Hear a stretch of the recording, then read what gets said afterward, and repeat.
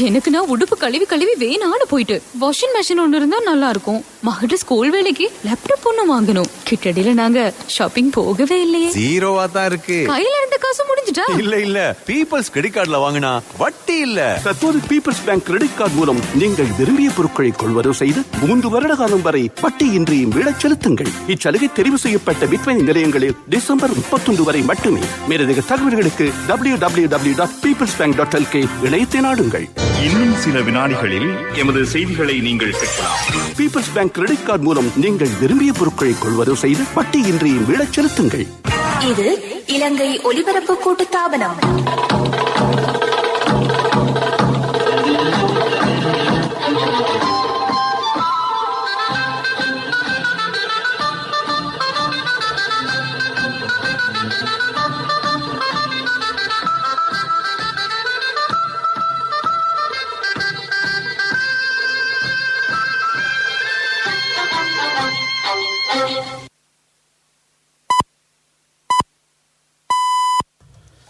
நேரம் 12:45.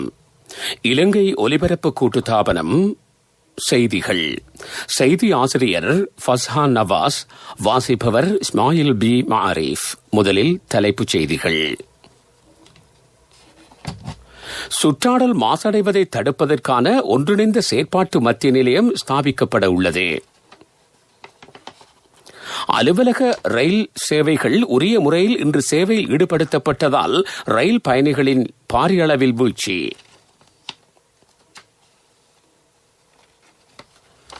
ஜனாதிபதியின் பணிப்புரைக்கு அமைய யாழ்ப்பாண மாவட்டத்தில் நடைமுறைப்படுத்தப்படும் அபிவிருத்தி திட்டங்களின் முன்னேற்றங்கள் பற்றி கவனம் செலுத்தப்பட்டுள்ளது. டொனால்டு டிரம்பின் பல்வேறு கொள்கைகளிலிருந்து வாபஸ் பெற அமெரிக்காவின் புதிய ஜனாதிபதியாக தெரிவு செய்யப்பட்டுள்ள ஜோ பைடன் தீர்மானம். ஆஸ்திரேலியாவில் பிக் பாஸ் லீக் கிரிக்கெட் சுற்றுத் தொடரில் மிச்சேல் ஸ்ட்ரேக் 6 வருடங்களின் பின்னர் இணைந்துள்ளார்.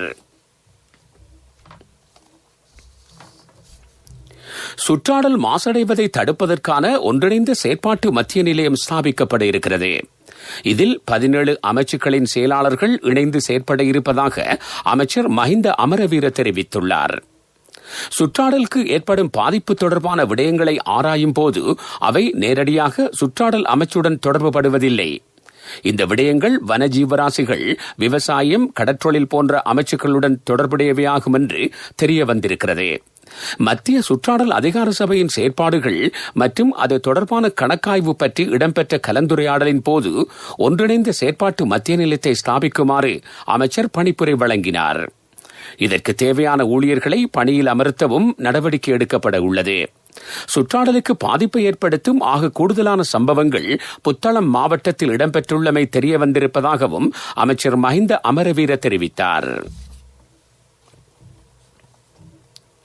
அலுவலக நேர ரயில்கள் உரிய முறையில் இன்று சேவையில் ஈடுபடுத்தப்பட்டதால் ரயில் பயணிகளில் பாரிய அளவிலான வீழ்ச்சியை காண முடிந்ததாக ரயில்வே பொது முகாமையாளர் டிலந்த பெர்னாண்டோ தெரிவித்துள்ளார். சமூக இடைவெளியை பேணி பயணங்களை மேற்கொள்வதற்கான வசதிகள் பயணிகளுக்கு வழங்கப்பட்டுள்ளது. இதனை பேணி நடப்பது அவசியம் என்றும் ரயில்வே பொது முகாமையாளர் கூறினார்.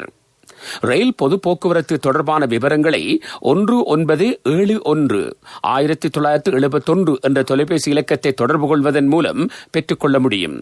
இதேவேளை கழனிவெளி ரயில் பாதையின் பேஸ்லைன் மற்றும் கொட்டா வீதி ரயில் நிலையங்களில் ரயில்கள் இடைநிறுத்தப்பட மாட்டாது. வடக்கு ரயில் பாதையில் குருநாகல், முத்தட்டுகல ரயில் பாதைகளிலும் ரயில்கள் நிறுத்தப்பட மாட்டாதென்று அவர் வலியுறுத்தினார். ஜனாதிபதியின் பணிப்புரைக்கு அமைய யாழ்ப்பாணம் மாவட்டத்தில் நடைமுறைப்படுத்தப்படும் அபிவிருத்தி திட்டங்களின் முன்னேற்றங்கள் பற்றி கவனம் செலுத்தப்பட்டுள்ளதாக அமைச்சர் டக்ளஸ் தேவானந்தா தெரிவித்துள்ளார். யாழ்ப்பாண மாவட்டத்தில் தற்சமயம் வீட்டுத் தோட்டச் செய்கை, சமுர்த்தி பயனாளிகளை வலுவூட்டும் வேலை திட்டங்கள் என்பனவும் இடம்பெறுவதாக அமைச்சர் தெரிவித்தார். மட்டக்களப்பு மாவட்ட சமுர்த்தி அலுவலகத்திற்கு அமைச்சர் அண்மையில் கண்காணிப்பு விஜயம் ஒன்றை மேற்கொண்டிருந்தார். நீங்கள் கேட்டுக்கொண்டிருப்பது இலங்கை ஒலிபரப்பு கூட்டுத்தாபனத்தின் செய்திகள். பீப்பிள்ஸ் பேங்க் கிரெடிட் கார்டு மூலம் நீங்கள் விரும்பிய பொருட்களை கொள்வனவு செய்து வட்டியின்றியும் மீளச் செலுத்துங்கள்.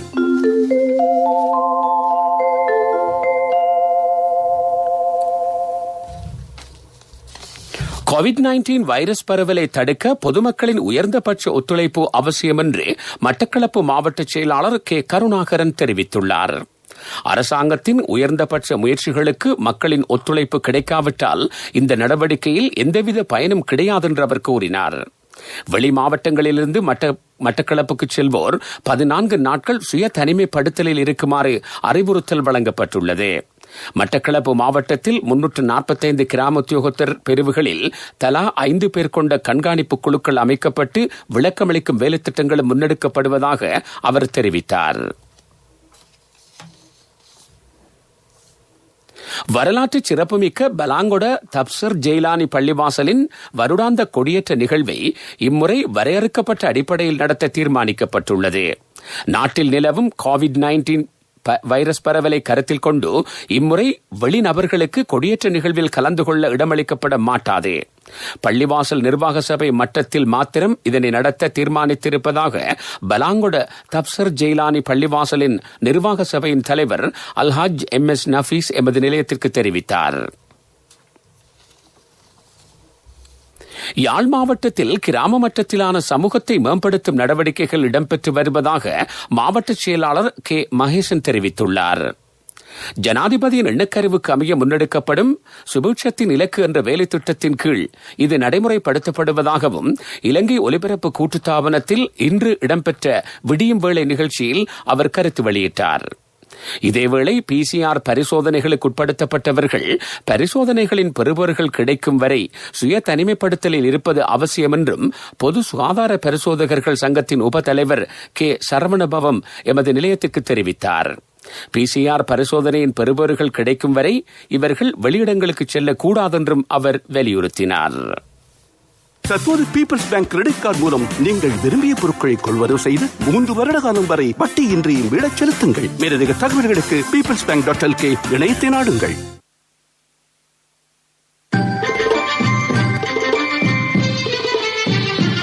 பிரதான செய்தி வழங்குவோர் ஒவ்வொரு வீட்டிலும் இருக்க வேண்டிய வீட்டு வைத்தியர் சித்தாலேப.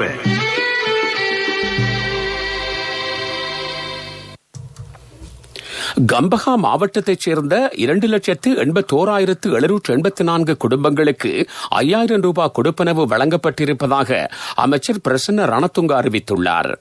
COVID-19 வைரஸ் தாக்கத்தினால் வாழ்வாதாரம் பாதிக்கப்பட்ட மக்களுக்கு இந்த கொடுப்பனவு வழங்கப்பட்டிருக்கிறது. அத்தனகல்ல தேர்தல் தொகுதியில் உள்ள 33,732 குடும்பங்களுக்கு 5,000 ரூபாய் கொடுப்பனவு வழங்கப்பட்டிருப்பதாகவும் அமைச்சர் கூறினார்.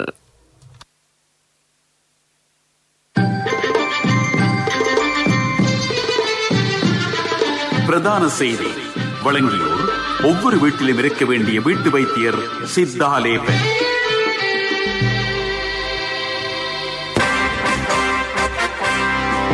அபிவிருத்தி செய்திகளுக்கு அனுசரணை.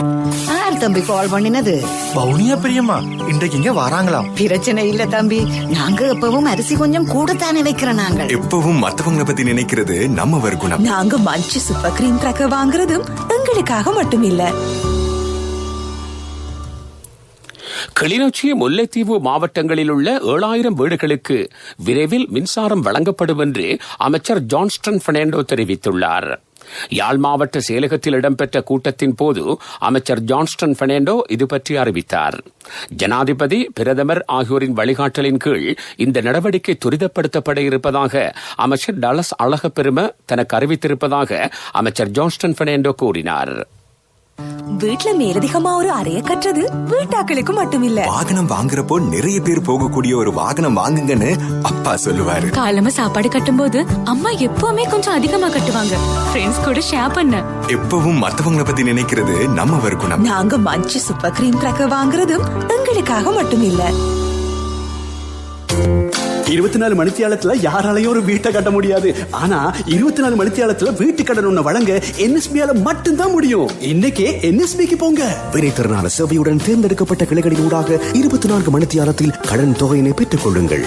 NSB கேதொர உங்கள் சொந்த இல்லத்தின் கனவை நனவாக்கிடும். வர்த்தக செய்தி அனுசரணை. தேசிய சேமிப்பு வங்கி உங்கள் பணத்திற்கு பாதுகாப்பான இடம்.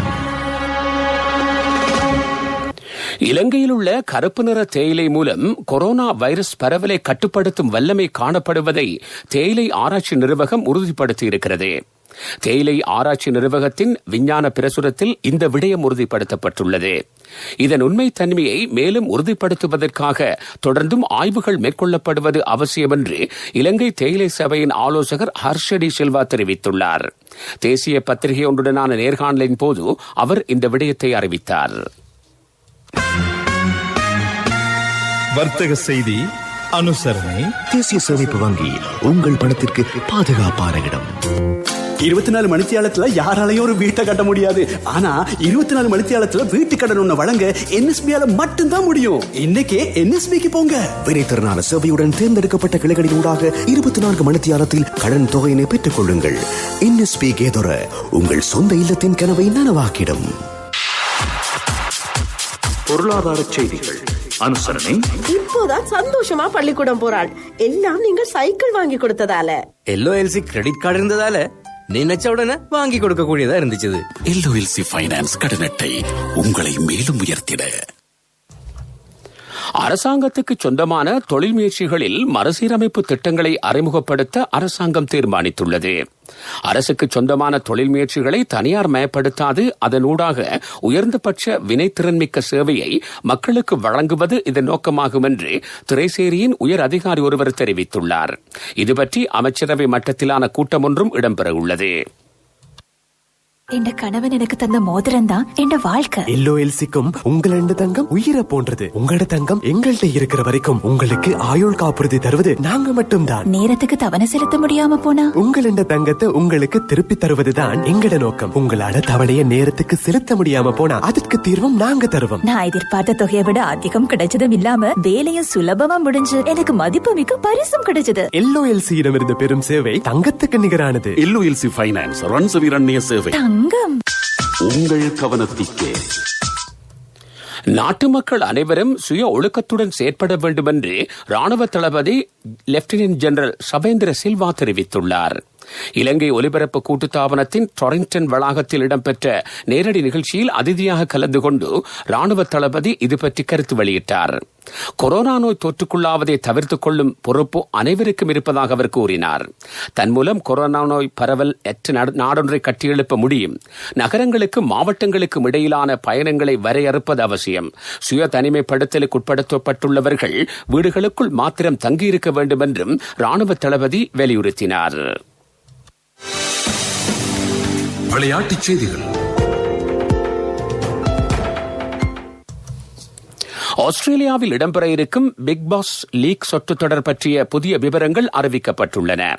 ஆஸ்திரேலிய கிரிக்கெட் அணியின் வேகப்பந்து வீச்சாளர் மிச்சேல் ஸ்ட்ரேக் சிட்னி சிக்ஸர்ஸ் அணிக்காக விளையாட உள்ளார். அவர் 6 வருடங்களின் பின்னர் பிக் பாஸ் லீக் சுற்றுத் தொடருக்காக அழைக்கப்பட்டுள்ளார். இங்கிலாந்து கிரிக்கெட் அணி வீரர் ஜானி பாஸ்ட்ரோ பிக் பாஸ் சுற்றுத் தொடரில் இம்முறை விளையாட உள்ளார். அவர் மெல்பர்ன் ஸ்டார் அணி சார்பாக போட்டிகளில் பங்கேற்க உள்ளமை குறிப்பிடத்தக்கது.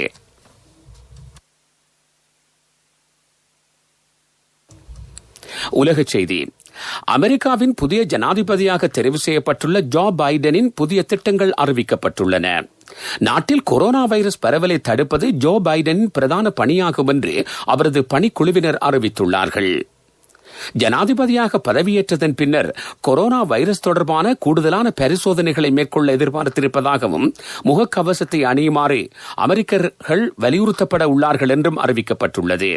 கொரோனா வைரஸ் பரவலை தடுப்பதற்காக 12 உறுப்பினர்கள் அடங்கிய செயலணி ஒன்றை பெயரிடவும் ஜோ பைடன் எதிர்பார்த்துள்ளார்.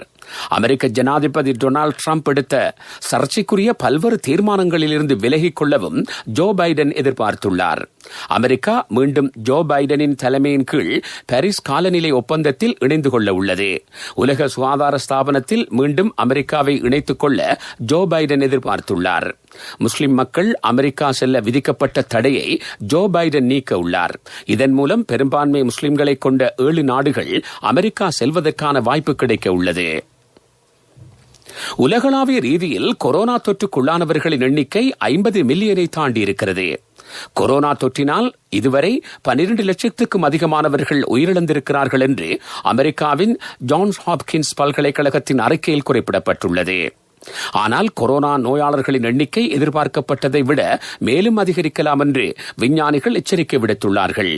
பெரும்பாலான நாடுகள் கொரோனா தொற்றின் 2வது அலையினால் பாரிய அளவிலான சவால்களை எதிர்நோக்கியுள்ளன.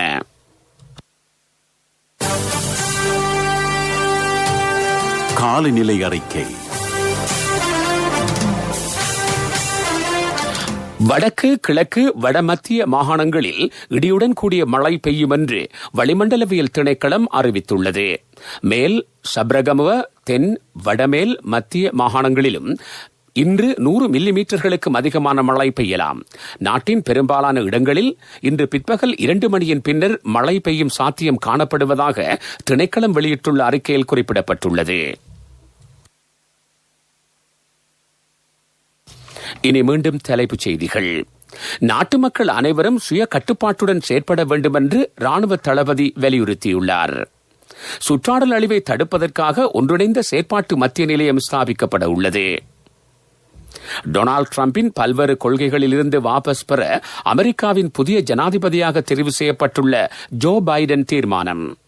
ஆஸ்திரேலிய பிக் பாஸ் லீக் கிரிக்கெட் சுற்றுத் தொடரில் மிச்சேல் ஸ்ட்ரேக் 6 வருடங்களின் பின்னர் இணைந்துள்ளார். இத்துடன் செய்திகள் முடிவடைந்தன.